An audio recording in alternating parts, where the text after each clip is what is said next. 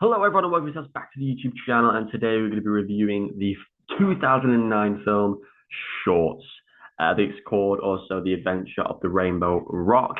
If you've never seen this, I really recommend it. It's one of those weird films I grew up with when I was in back in the primary school, early years of high school, and it's done by Robert Rodriguez, the man behind Spy Kids, Shark Boy and Lava Girl, and multiple other things. If you haven't checked it out, go check it out. I own it on DVD, so I don't actually know what subscription service it is on. Hit the subscribe button, leave a like, and let me know down below in the comments if you have checked it out. What do you think, and what did you think of my review?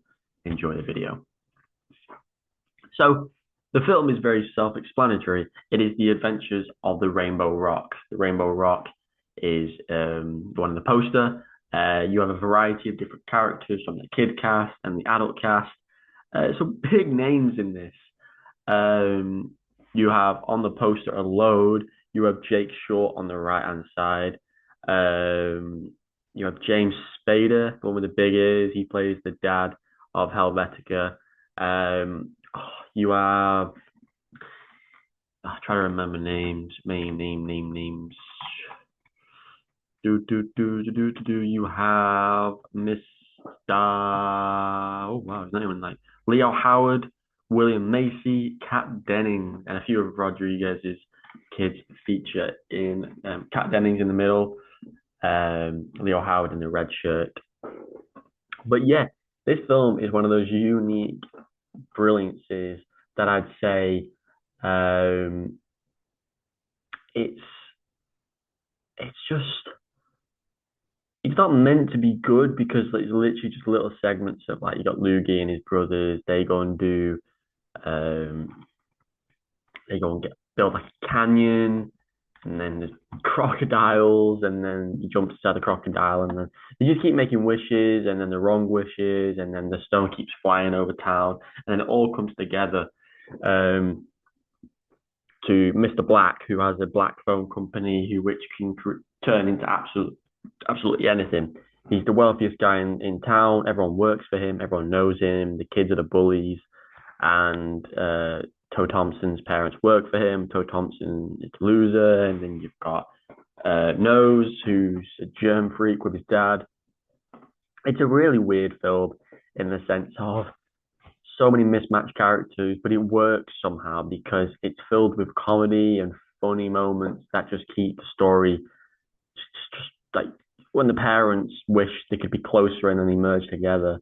Helvetica turning a brother into a dung beetle. Loogie wishing for telephonesis instead of telekinesis, and he gets a phone in his head. The baby becoming smart and being like smarter than everybody, and he's the voice of reasoning. It's a very fun film, and I do recommend it. Would I say it's dated? I wouldn't say it's dated. If you enjoy, your Spy Kids films, your Spiderwick Chronicles, your Narnias, the films from like the early 2000s to the back end of the 2000 up to 2009, 2010, 2011. This falls into that category of these are the types of films I loved, but we don't get enough. We don't get these films anymore. Um, the old Tom Tank Engine movie, or Five Children and It. Those types of movies where you'd go, oh, they're not the greatest, but they are bad good films. Like, you know, you would never call this a 10 out of 10 film. You would never be like, oh, Shorts thought they were Back to the Future or Lord of the Rings. But you'd go, I've watched this probably three, four, five times in the span of a week, just because we have it on DVD and we've got a DVD player in the bedroom. But it's that easy, and I love films that are easy to watch. You've got likable characters. You've got actors who are very famous now. Like I said, James Spade, known for Ultron. Kat Dennings is in the MCU. Thingy Macy, he's from Jurassic Park. Like I said, Jake Short is known for Disney, and Leo Howard is known for Disney. I think the dad from this is Inspector Gadget. It's a very intelligent, it's just such a brilliant cast. And as I said, it does things that are just fun. Little aliens and crocodiles that are climbing up the side of a canyon, a pterodactyl, like I said, a baby that can talk without talking, but it's the imagination, the consciousness that you can hear. it's just a very fun film, and Robert Rodriguez does what is always brilliant. You know, he made three amazing Spy Kids films that are fun and enjoyable. He made Shark Boy and Lava Girl and Shorts, and these films all came out at this similar time frame.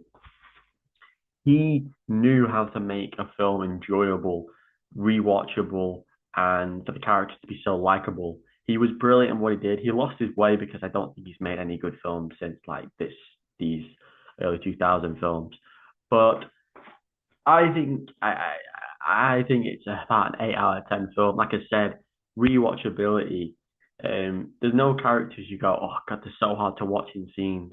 You love the concept of the black box, and then it becomes a green box at the end after Mr. Black is humanized.